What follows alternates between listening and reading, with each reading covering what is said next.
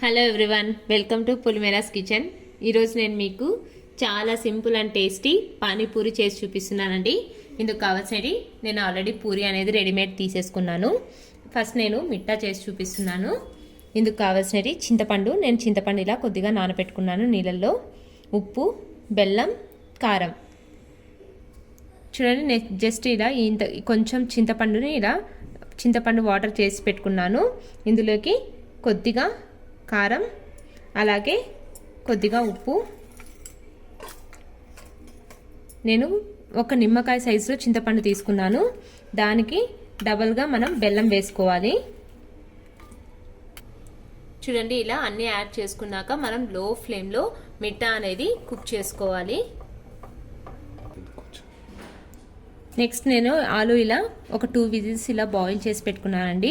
ఇప్పుడు ఆలు అంతా కూడా ఇలా స్మాష్ చేసేసుకోవాలి. చూడండి, నేను ఇలా ఆలు అంతా కూడా ఇలా మెత్తగా స్మాష్ చేసేసుకున్నాను. నెక్స్ట్ ఇందులోకి నేను కొద్దిగా ఉప్పు, అలాగే కారం, అలాగే చాట్ మసాలా, కొద్దిగా చాట్ మసాలా, అలాగే సన్నగా కట్ చేసుకున్న కొంచెం పుదీనా, కొత్తిమీర యాడ్ చేసుకుంటున్నాను. అలాగే సన్నగా కట్ చేసుకున్న ఆనియన్స్.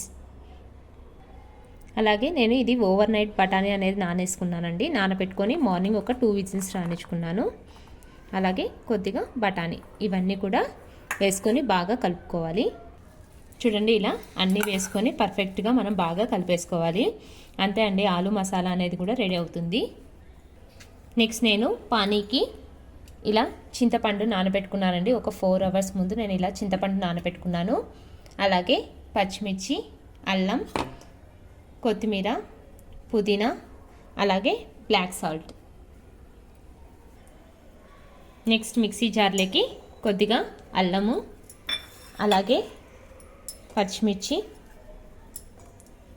కొత్తిమీర, పుదీనా,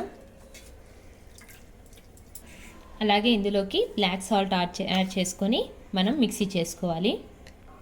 చూడండి, ఇలా వాటర్ యాడ్ చేసుకొని మనం మిక్సీకి ఇలా మెత్తగా పేస్ట్ చేసేసుకోవాలి. నెక్స్ట్ నేను ఇలా నానబెట్టుకున్న చింతపండును అంతా కూడా ఇలా స్మాష్ చేసేసుకొని ఈ చింతపండు వాటర్ అంతా కూడా మనము మిక్సీ చేసి పెట్టుకున్నాం కదండి, ఆ పేస్ట్లోకి యాడ్ చేసేసుకోవాలి. చూడండి, ఇలా మనకి సరిపడంత చింతపండు వాటర్ అనేది యాడ్ చేసేసుకొని ఇలా మనం పానీ అనేది ప్రిపేర్ చేసేసుకోవాలి. చూడండి, మనం మిట్టా అనేది బెల్లం అంతా కూడా కరిగాక లో ఫ్లేమ్లో ఇలా బాయిల్ చేసుకున్నాం కదండి. ఇలా ఇప్పుడు మనం స్టవ్ ఆఫ్ చేసేసుకోవాలి. చల్లగా అయిన తర్వాత మనకు మిట్టా అనేది బాగా చిక్కగా వచ్చేస్తుంది. అంతే అండి, చాలా సింపుల్ అండ్ టేస్టీ మనకి పానీపూరి అనేది రెడీ అవుతుంది. ఇలా ఇంట్లోనే మిట్టా రెడీ చేసుకోవచ్చు. చూడండి, ఆల్రెడీ ఇది కొంచెం చల్లగా అయింది, కొంచెం చిక్కగా కూడా అవుతుంది. మీకు కావాలంటే ఇంకొంచెం బెల్లం యాడ్ చేసుకోవచ్చు, స్వీట్ చూసుకొని యాడ్ చేసుకోవచ్చు. ఇలా పానీ అనేది సర్వ్ చేసుకొని అంతే అండి, చాలా సింపుల్ అండ్ టేస్టీ మనకి పానీపూరి అనేది రెడీ అవుతుంది. మీరు కూడా ట్రై చేయండి. నా ఛానల్ మీకు నచ్చినట్టయితే లైక్ చేయండి, షేర్ చేయండి, సబ్స్క్రైబ్ చేయండి. Thank you.